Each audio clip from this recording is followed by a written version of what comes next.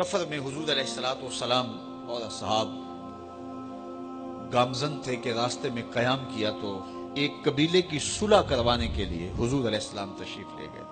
وہاں کچھ تاخیر ہو گئی تو صحابہ نے حضرت ابوبکر صدیق کو کہا کہ حضور رک گئے ہیں تو نماز کا وقت جا رہا ہے، آپ نماز پڑھا دیجیے۔ حضرت ابوبکر صدیق رضی اللہ تعالیٰ عنہ مصلی پہ کھڑے ہو گئے۔ اب نماز شروع ہوگی، ادھر سے حضور بھی فارغ ہو گئے تو آقا کریم تشریف لائے۔ تو آقا کریم علیہ السلام جو ہی تشریف لائے تو صحابہ کی صفیں بندی ہوئی تھی، حضور کو دیکھا انہوں نے راستہ چھوڑ دیا۔ پیچھے سے لے کر کے مصلی تک صحابہ نے حالت نماز کے اندر حضور کے لیے راہ کشادہ کر۔ کاش کہ یہ حدیث سب لوگوں نے پڑھی ہوتی اور امت میں اتنے فرقے نہ بنتے اور یہ سوچ کبھی نہ پنپتی کہ نبی کے خیال سے نماز ٹوٹتی ہے۔ یہاں تو راستے چھوڑے جا رہے ہیں، یہاں تو پروٹوکول دیا جا رہا ہے۔ اللہ اکبر۔ اور یہ حدیث کہیں چھپی نہیں ہے، بخاری کے اندر چھپی ہوئی ہے۔ اللہ اکبر۔ آقا کریم علیہ السلام تشریف لائے تو صحابہ نے راستہ چھوڑنا شروع کر دیا، نماز بھی چل رہی ہے اور حضور کا راستہ بھی چھوڑ رہے ہیں۔ بالکل حضرت ابوبکر صدیق کے پیچھے آ کے حضور کھڑے ہو گئے۔ ابو بکر لا یلتفت یمینا ولا یسارا، جب آپ نماز پڑھتے تھے تو نہ دائیں دیکھتے نہ بائیں دیکھتے، پوری توجہ انہماک ہوتا۔ وہ اپنی کیفیات کے جہان میں ڈوبے تھے اور حضور آ کے پیچھے کھڑے ہو گئے۔ صحابہ نے اپنے ہاتھوں کی پشت پہ ہاتھ مارنے شروع کر دیے۔ مکعن و تس دیا قرآن نے، تالی لگانا، سیٹی مارنا یہ شیطانی اعمال ہے، لیکن ہاتھ کی پشت پہ ہاتھ مار کے متنبع کرنا یہ مختلف مواقع کے اوپر یہ جائز ہے۔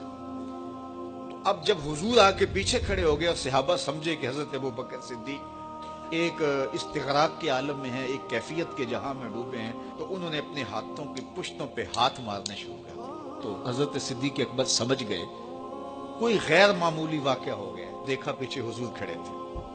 اللہ اکبر۔ تو حضرت صدیق کوئی مصلی سے سرک کے پیچھے آنے لگے تو آقا کریم نے اشارہ کیا رکو، نماز پڑھو۔ سیدنا صدیق اکبر اس کے باوجود پیچھے آ گئے۔ کبھی ہوتا ہے حکم اور کبھی ادب آگے ہوتا ہے۔ اللہ اکبر۔ حضرت سیدنا علی المرتضیٰ رضی اللہ تعالی عنہ کو کہا نا حضور نے صلح حدیبیہ کے موقع پہ، صلح نامہ لکھوایا جا چکا تو لکھا یہ محمد رسول اللہ اور قریش کی جانب سے ہے۔ تو عروہ نے کہا اگر محمد رسول اللہ مان لیں ہم تو پھر لڑائی کس چیز کی ہے؟ تو اس لیے محمد رسول اللہ نہیں، محمد بن عبداللہ لکھا جائے۔ تو وہ اس بات پہ بضد ہو گئے، اور اگر ایسا نہیں ہوتا تو معاہدہ ٹوٹ رہا تھا۔ تو حضور نے حضرت علی المرتضیٰ سے کہا کہ چلو رسول اللہ کا لفظ مٹا دو۔ عرض کی میں تو نہیں مٹاؤں گا، میں تو نہیں مٹاؤں گا، یہ نام میں تو نہیں مٹا سکتا۔ پھر حضور نے خود مٹایا۔ اب یہاں حضور نے کہا ابو بکر رکو، لیکن حضرت ابو بکر نہیں رکے، پیچھے آ گئے۔ اور پھر حضور خیر مصلی پہ گئے، نماز ہوئی، سلام پھرا تو حضرت ابو بکر صدیق رضی اللہ تعالیٰ عنہ کو حضور نے کہا ابو بکر جب میں نے کہا تھا تم رکے رہو تو تم کیوں پیچھے آئے؟ تو سنو حضرت ابو بکر نے کیا جواب دیا رضی اللہ تعالیٰ عنہ۔ کروڑوں سلام، لاکھوں عقیدتوں اور نیاز مندیوں کے خراج ان کی چوکھٹ پہ عرض کرنے لگے ما کان لابن ابی قحافہ ان یؤم رسول اللہ صلی اللہ علیہ وسلم۔ حضور ابو قحافہ کے بیٹے کی جرت کب ہوئی کہ رسول اللہ کے آگے کھڑا ہو کے نماز پڑھائے؟ یہ ابو قحافہ کے بیٹے کی ہمت کب ہوئی کہ رسول اللہ کے سامنے کھڑا ہو کے نماز پڑھائے؟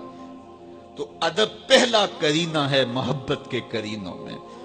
حضرت ابو بکر صدیق رضی اللہ تعالی عنہ نے اگر حضور علیہ الصلوۃ والسلام کی اطاعت اور حضور کی محبت، ادب، فرما برداری اور جانثاری کے انوکھے باب رقم کیے ہیں، لیکن حضور نے بھی ان کو جو اعزازات دیے۔ ایک خاتون آئی مسئلہ پوچھنے، آقا کریم نے فرمایا پھر آ جانا۔ اس نے کہا پھر آؤں اور آپ نہ ملیں؟ تو کہا میں نہ ملوں ابو بکر تو ملیں گے نا۔ اللہ اکبر۔ تو اپنے بعد اشارہ دے دیا ان کی طرف کہ میرے بعد میرا نائب ابو بکر ہے۔ اللہ اکبر۔ عزتوں کی مسند اور عزتوں کی معراج اور عزتوں کے مقام پہ سیدنا صدیق اکبر رضی اللہ تعالی عنہ کو بٹھا